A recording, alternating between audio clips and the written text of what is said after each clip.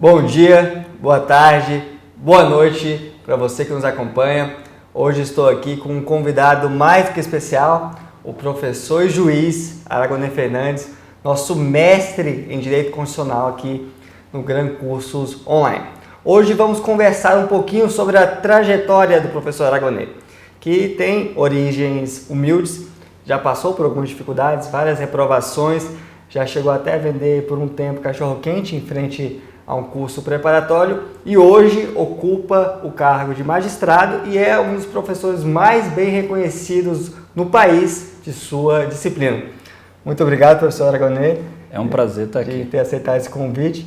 Gostaria de saber um pouquinho de como tudo começou, como que você decidiu estudar para concurso. Foi algo um pouco natural, Gabriel. Nós somos 5 irmãos lá em casa, eu sou o quarto. Quando a minha irmã mais velha foi para o mundo dos concursos públicos, ela abriu um horizonte para todos os demais. Ela entrou no serviço público e lá a gente descobriu o que era ter estabilidade, o que era ter vantagens indiretas como o plano de saúde. E olhando para aquela realidade, meus irmãos foram seguindo, até que chegou um ponto curioso, que essa irmã mais velha já estava mudando para outro cargo melhor. E na porta do curso preparatório em que ela estava se dedicando ao concurso do Superior Tribunal de Justiça, eu fui trabalhar com meus pais vendendo cachorro-quente. Eu era adolescente na época, aos 16 anos, e via todo mundo indo de manhã, de tarde, de noite, finais de semana para os cursos preparatórios. Eu falava, cara, isso aqui deve ser muito bom. E fui começar a me dedicar para os concursos públicos aos 16, mesmo a idade mínima sendo 18 anos, porque tem um prazo até você se preparar e ser aprovado, né? É curiosa a história da gente, porque minha irmã mais nova, ela tomou posse aos 16, eu tomei posse aos 18. No Distrito Federal tinha a permissão de tomar posse a partir dos 16, ela seguiu. Você vê como todo mundo foi no mesmo caminho. E qual foi o primeiro cargo que você tomou posse? Eu fui trabalhar no IBGE como recenseador. Durante 2 dias foi minha primeira experiência no serviço público. É até inusitado, porque eu fui chamado para um emprego privado e o público no mesmo dia. Pensei, vou para o público, só que era no IBGE, fazer censo, e eu não gostei, eu sou bem sincero, não gostei, eu já estava esperando, já tinha sido aprovado para a Companhia de Saneamento de Brasília, e fiquei na empresa privada até ser chamado para o concurso da CAESB, que esse eu digo que foi o de verdade que eu comecei, e eu fiquei lá por quase 2 anos. E depois você decidiu caminhar para o judiciário. Também foi sua família, também foi sua irmã? Como é que você caminhou para essa seara aí? É curioso porque essa irmã mais velha que tinha feito o cursinho preparatório para o STJ, ela passou e foi nomeada. Um dia ela me chamou para ir lá visitá-la e eu descobri um verdadeiro palácio. Na minha realidade, o STJ era um palácio de fato e eu coloquei na cabeça, um dia ainda venho trabalhar aqui. Já como empregado da Companhia de Saneamento de Brasília, a gente chama de CAESB, saiu o concurso para o STJ. Na hora que saiu eu falei, é a minha oportunidade. Eu me preparei, consegui ser aprovado como técnico judiciário. Até aí eu não tinha nível superior e não tinha começado a graduação. Eu primeiro tomei posse como técnico judiciário para só então começar a minha graduação em Direito. Eu me formei aos 27 anos. E na hora que eu formei, eu falei, agora eu tenho que pagar o meu diploma. Porque quando eu entrei no tribunal, eu não precisei do diploma. Na verdade, foi o tribunal que pagou o meu diploma. Sim. É hora de devolver. Fui tentar os cargos de analista, tive algumas experiências ruins e algumas aprovações, como é comum. Às vezes eu acho até curioso que o aluno acha que a gente que dá aula não teve reprovações, e foram várias. Mas passei como analista e fui chamado para trabalhar no Supremo Tribunal Federal. De lá, passei mais uma temporada e comecei a tentar os concursos maiores, vamos dizer assim, na área jurídica. Sim. E tocando nas reprovações, qual foi a mais marcante para você? Acho que a mais marcante foi no concurso do TST, não foi uma reprovação, foi uma eliminação. Acho que é mais doído. Eu me preparei, eu gostava muito da cadeira de Direito do Trabalho na faculdade, eu queria ser juiz do trabalho naquele momento da minha vida profissional. Saiu o concurso do TST, já era esperado, eu me preparei durante 1 ano e fui eliminado porque eu estava com a chave do carro dentro do bolso. ela tinha o controle remoto, né, do alarme, e quando eu fui ao banheiro, o rapaz passou o detector de metais e falou: o senhor está eliminado. A essa altura eu já dava aula em concurso público, cursos preparatórios, e eu falei: eu não sou ladrão, eu dou aula para concurso público, então eu preparo os outros candidatos. Ele falou: o senhor está eliminado. Naquele momento eu parei de dar aula. Eu falei: eu não sirvo nem para tirar a chave do carro do bolso, como é que eu vou ensinar os outros a passar em um concurso público? Foi um período um pouco difícil, mas logo alguns meses depois saiu o concurso para o Supremo Tribunal. Eu fiz, durante a prova já eu baixei a cabeça, comecei a chorar, eu pensei: eu passei entre os primeiros colocados. E eu realmente tinha passado, eu era bem preparado na época. E acabou que foi melhor para você, né? Porque você foi eliminado no concurso anterior, passou em um que te convocaram para ser assessor do ministro e você acabou nem saindo da casa do STJ. É uma história bem curiosa, porque eu trabalhava no STJ, no Superior Tribunal de Justiça, como técnico. Entrou um ministro novo na casa 2 dias depois da prova do Supremo Tribunal Federal, e ele me chamou para ser assessor de ministro, que era um cargo em comissão muito elevado, era um aumento considerável na grana. E ele me falou: Aragonê, eu quero que você venha ser assessor. Eu falei: ministro, eu fiz o concurso do STF e acho que passei entre os primeiros colocados. Ele falou: não tem problema, eu te requisito. E eu fiquei sentado na mesma cadeira da casa que foi minha casa durante 12 anos. Só que passei de técnico para analista e de uma gratificação pequena que eu tinha para a maior gratificação possível. Aí eu entendi quando o pessoal fala que Deus escreve certo por linhas tortas. Tem aquela frase famosa que quando Deus fecha uma porta, abre uma janela, né? E a gente escreve muito sobre isso, comenta muito sobre isso, porque realmente o concurseiro, o empreendedor, o atleta, ele vai passar por algumas decepções na vida, algumas portas vão se fechar e às vezes é para abrir portas que ainda não conhecemos e portas melhores. Acho que foi o seu portas caso, muito melhores, muito melhores. A janela foi escancarada em um patamar muito superior para mim. Talvez eu tivesse sido bastante feliz no TST, certamente. Mas o caminho que eu trilhei acabou sendo fundamental, inclusive para eu ter experiência profissional para os cargos que eu fui tentar mais para frente. Porque hoje a gente fala muito sobre a importância do aluno estudar a jurisprudência. Trabalhando na assessoria de ministro, eu ajudava a fazer a jurisprudência. E isso me facilitava a vida na hora de estudar para os concursos públicos. Muito bom. E hoje você pendurou as chuteiras como juiz, já estamos aqui inclusive no gabinete do professor Aragonê, aqui dentro da Polícia Civil do Distrito Federal. O professor Aragonê é quem conduz as audiências de custódia e inclusive quem implementou as audiências de custódia no Distrito Federal. Então tem um papel muito relevante para a sociedade aqui do Distrito Federal. É uma situação curiosa, né? Meu filho fala: você é juiz policial? Porque a gente está dentro do complexo da Polícia Civil. Aqui dentro funciona um núcleo pertencente ao Tribunal de Justiça para que a gente fique mais perto dos detentos e não haja necessidade de deslocamento, colocando em risco a população e trazendo gasto, né? Você perguntou se eu pendurei as chuteiras. Eu tinha como meta, mais para o final, passar para defensor público. Acabou que eu fui aprovado para defensor, para promotor e para juiz. E o único que eu não tomei posse foi para defensor público. Eu precisava sair de Brasília, abrir mão. Fui promotor de justiça durante um curto período e estou no Tribunal de Justiça já há mais de 6 anos. Logo que eu passei para juiz no DF, encerrou aquele ciclo de estudos. Eu ainda pensei e estudei durante 1 mês e meio para cartórios, para ser tabelião em cartório, mas eu confesso que eu achei chato.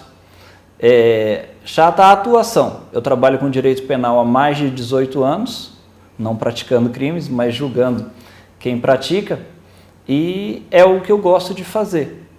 A atividade em cartório é muito diferente, possivelmente em termos salariais vai trazer uma remuneração mais significativa, mas não é só dinheiro. Chega um momento que não é só dinheiro, é a realização que está em jogo. Exatamente.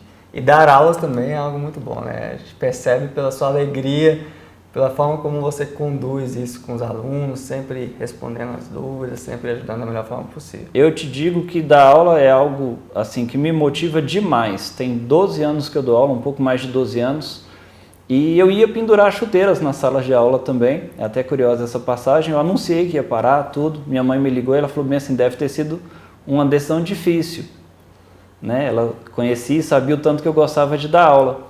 Foi quando eu recebi o convite para dar aula no Gran Cursos Online, e no primeiro momento a minha intenção era ter as aulas gravadas para mim, para ficarem gravadas para eu mostrar para meus filhos, para meus netos depois.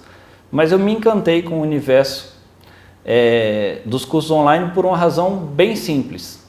A possibilidade de você entregar as mesmas armas para os candidatos que estejam em qualquer cidade do país. Isso é determinante para fazer concretizar aquela frase que vença o melhor. Nós estamos na capital da República. Aqui sempre foi um celeiro de concursos preparatórios. Não é à toa que o Gran Cursos Online está aqui em Brasília também. Agora, em outras capitais de estados brasileiros não tem a mesma qualidade e no interior também não tem a mesma qualidade. Não tinha. Hoje a gente chega em qualquer lar do país e pode entregar a mesma qualidade de ensino para todo mundo. E a flexibilidade trazida é outro ponto que eu acho fundamental, porque às vezes a pessoa trabalha em horários que não são usuais da população, e ela só tem o horário da madrugada, por exemplo, para estudar. Acontecia comigo. Já na fase final de preparação, eu fui aluno de cursos preparatórios online e eu estudava durante a madrugada. Eu trabalhava de manhã, de tarde, de noite. Assim, o único turno que sobrava era a madrugada. Não havia cursos presenciais nesse sentido. Hoje, recentemente, um aluno nosso, o João, ele é de Três Marias, Minas Gerais, cidade com 50 mil habitantes. Ele passou dentro das vagas do STM, já foi nomeado, já está em exercício. Então ele saiu ali de uma cidade pequena, que certamente não tem um grande curso preparatório, estudou com as nossas aulas e já está aqui trabalhando em Brasília, recebendo uma remuneração muito maior do que a perspectiva da cidade dele. Porque uma das coisas que ele nos contou é que lá na cidade dele a perspectiva salarial era pequena. Há pouco mercado de trabalho, né? Trabalharia na prefeitura, né? Provavelmente, se fosse no âmbito do serviço público. Ou num cargo ali de uma empresa menor, né? E hoje ele sonha em ser juiz, então quem sabe um dia ele vai ser o seu colega. Ele tem essa possibilidade hoje, você que nos escuta hoje, se mora numa capital, se mora no interior, você também consegue, o professor Aragonês conseguiu, você também consegue. E quero concluir essa conversa, a gente pode bater um papo aqui o dia todo, pedindo para você deixar uma dica para quem está ali firme nesse sonho, talvez se duvidando da sua capacidade, talvez ali um pouco inquieto com o momento que o país vive, enfim, alguém que precisa de uma palavra de uma pessoa que já conseguiu alcançar ali o que é praticamente o máximo, né, dentro do funcionalismo público brasileiro e também uma grande posição de destaque dentro do mundo do ensino. Sabe, Gabriel, outro dia um aluno falou para mim bem assim, professor, por que você continua dando aula? Você já chegou lá. Eu falei, onde é que é lá?